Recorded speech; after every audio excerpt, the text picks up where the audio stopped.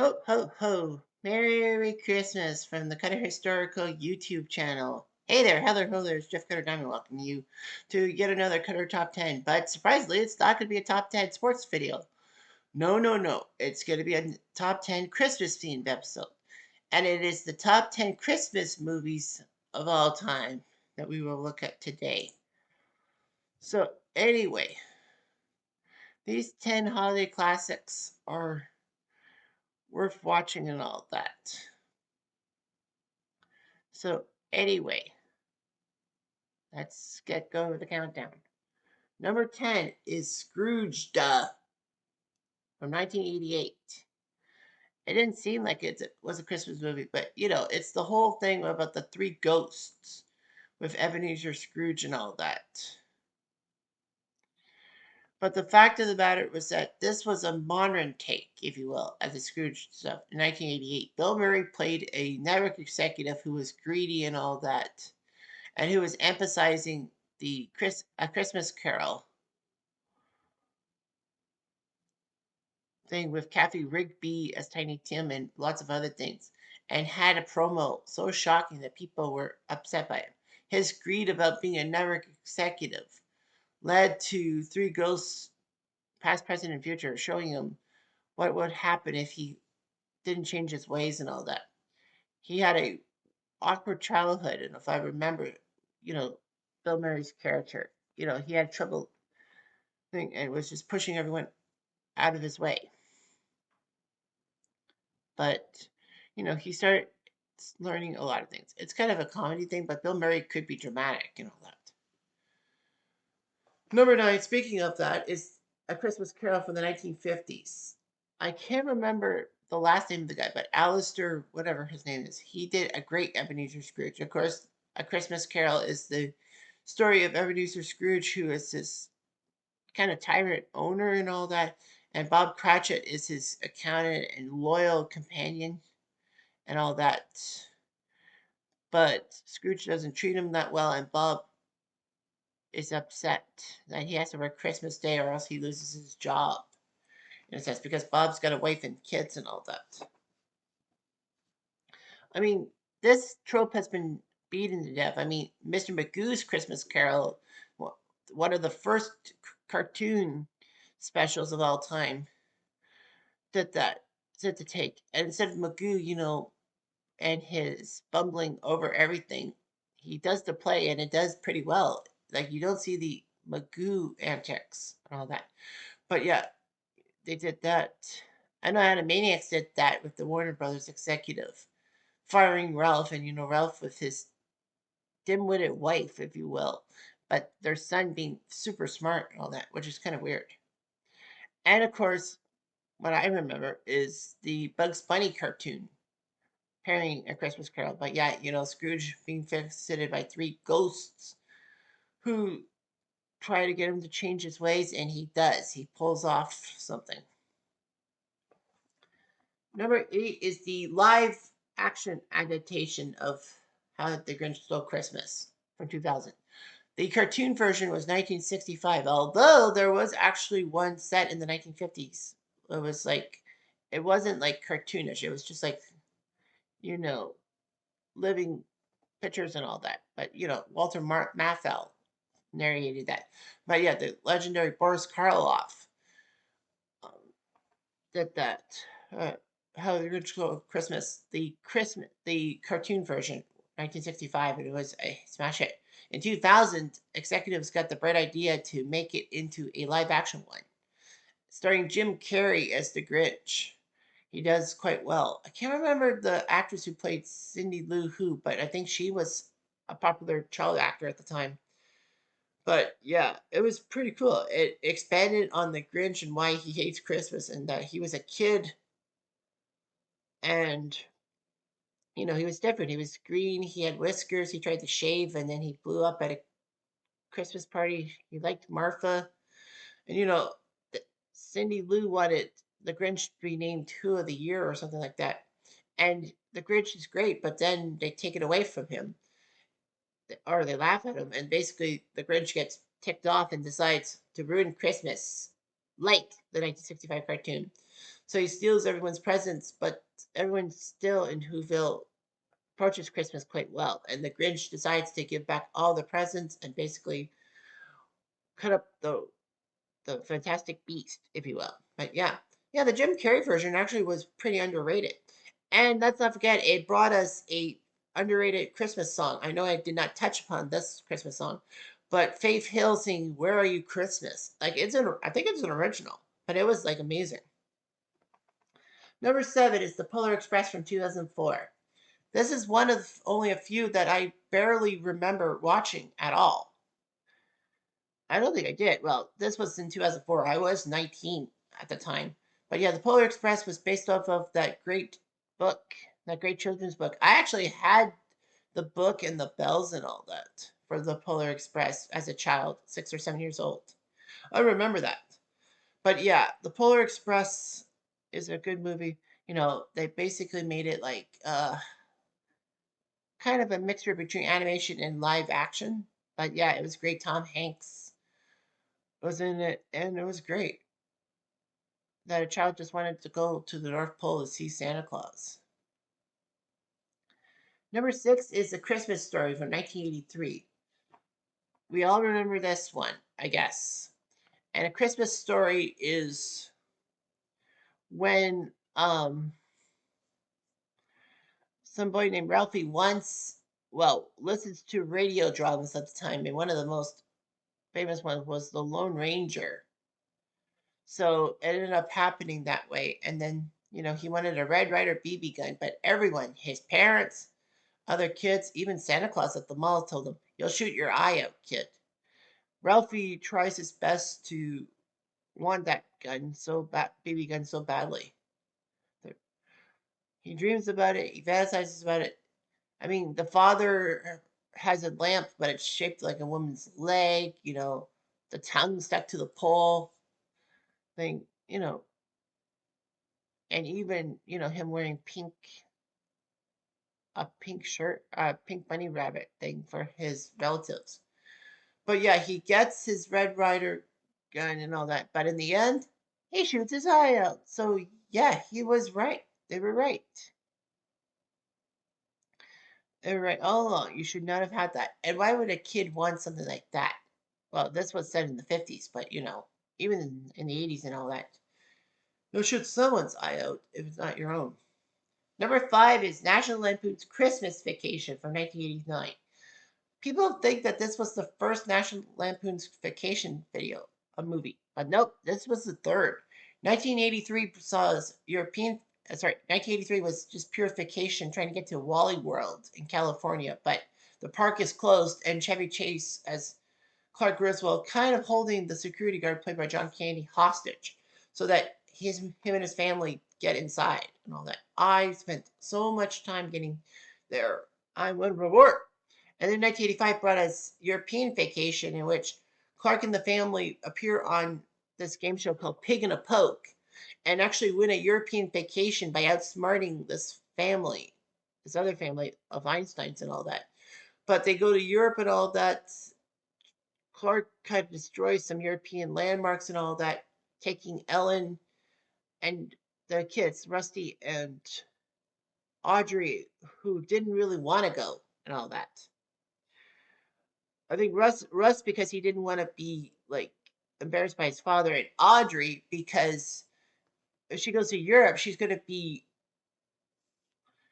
tempted by these European foods and all that. And Audrey basically was a portrayal of someone who was pudgy, but basically was trying to lose weight for her boyfriend, but her boyfriend was being a dick at the end. Nevertheless, Christmas Vacation brought Clark Griswold trying to host many family members and all that. Randy Quaid and his cousin Eddie. Shitter's full and all that. Yeah, him and his family coming in the RV. Other people like Doris Roberts, Everybody Loves Raymond was in this one. There were a few other people. I would say Lloyd Bridges was in this one, but I don't think so. But yeah, a pre Elaine Seinfeld, Julia Louis Dreyfus was in this one too. But yeah, Clark just trying to get through Christmas and all that, and then his boss giving him a fruit of the was it fruit of the month or jelly of the month? I think it was jelly of the month certificate instead of a Christmas bonus. And Clark goes off on a tangent, and Uncle Eddie here's a tangent and kidnaps his boss. And basically, his boss decides to give Clark the Christmas bonus and everyone else, kind of holding him hostage, if you will. But let's not forget. But for me, the whole Clark Griswold rant, it will always resonate with me because I belong to a Facebook group called Blue Shirt Underground Radio, and Jim Schmiedeberg years ago did something about Brian Boyle, former Ranger, sticking it up the Ranger's butt and all that, and he made a massive rant about it. Because when Clark does his rant, I hear Jim Schmiedeberg's rant about Brian Boyle and all that, and it was weird, kind of weird. Anyway, number 4 is Miracle on 34th Street from 1947. This was the other one I don't recall seeing at all. Not even the 1994 version with Marla Wilson, the cute girl with a lisp, being the girl. But anyway, Santa's put on trial because of all the stuff. This stuffy person hates Santa and all that. I think it's some kind of personal vendetta and all that. And a little girl believes in Santa and all that. Yeah.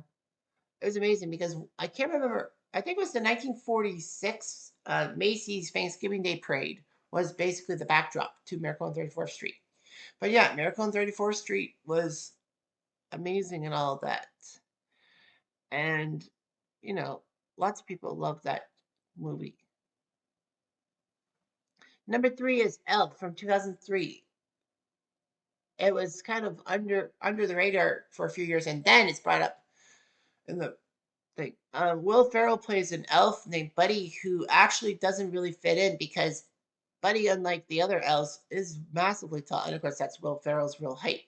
Bob Newhart played Papa, the the main elf and all that, like the senior elf and all that, trying to help Buddy become an elf, and of course doing a Christmas mantra to spread Christmas cheer and the the 5 food groups of Christmas being lots of candy corn.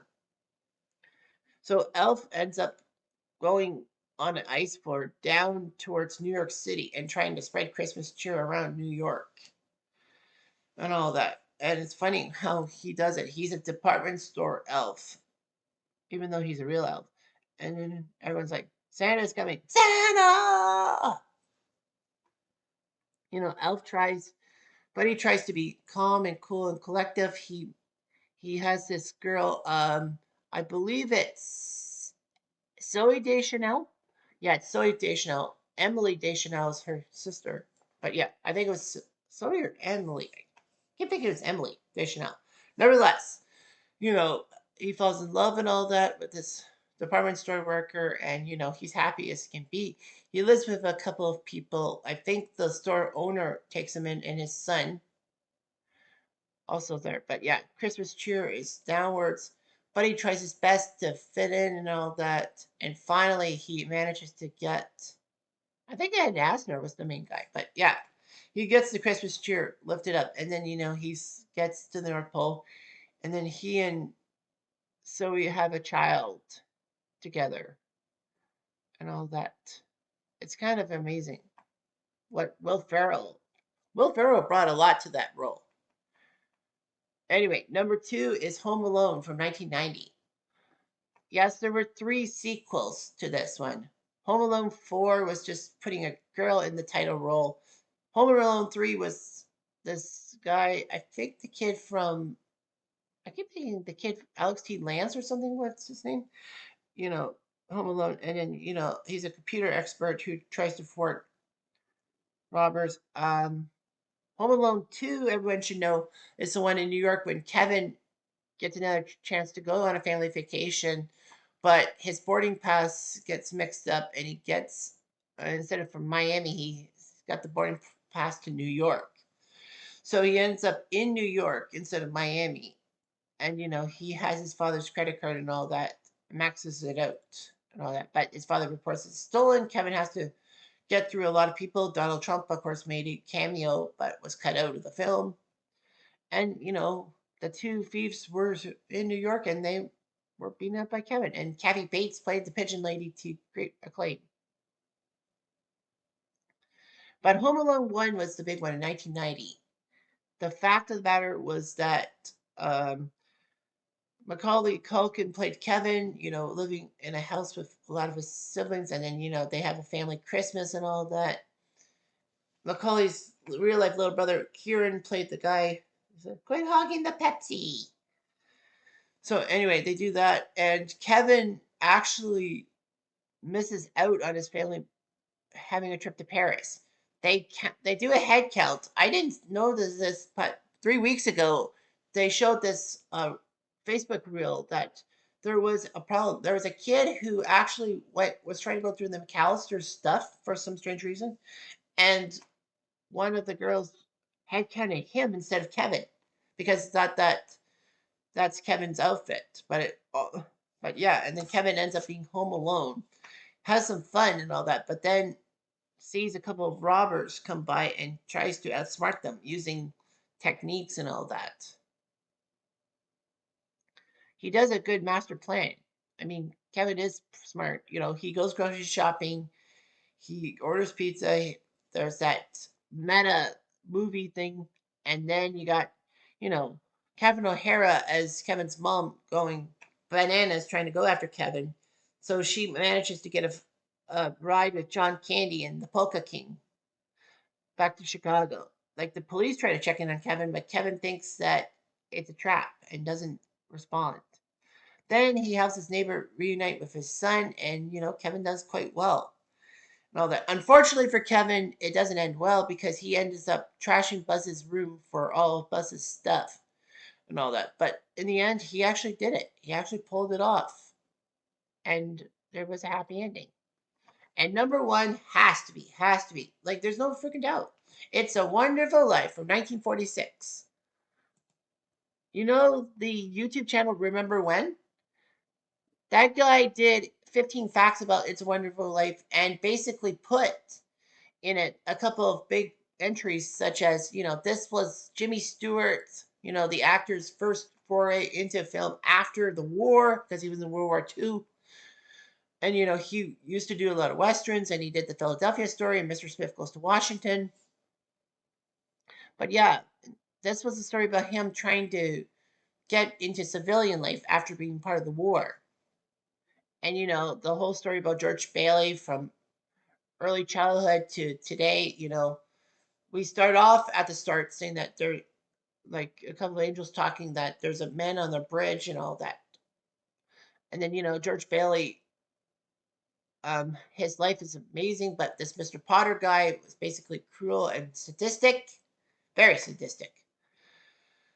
But the fact of the matter is that, George has a wonderful life, being with his wife, having 3 kids, and, everything looking cool and collective and all that. But then George's life, like, he's a banker and all that with the money, and the town looks pretty good. But Mr. Potter wants to keep the money for himself. And then Uncle Billy inadvertently leaves some money behind. Mr. Potter steals it for himself. And then, of course, they're running short on money. And then George Bailey, having the pressures of being who he was and trying to be honest and all that, snapped. And, that was Jimmy Stewart actually snapping. Like, that was at the bar, that was him. And that was, excuse me, his raw emotions.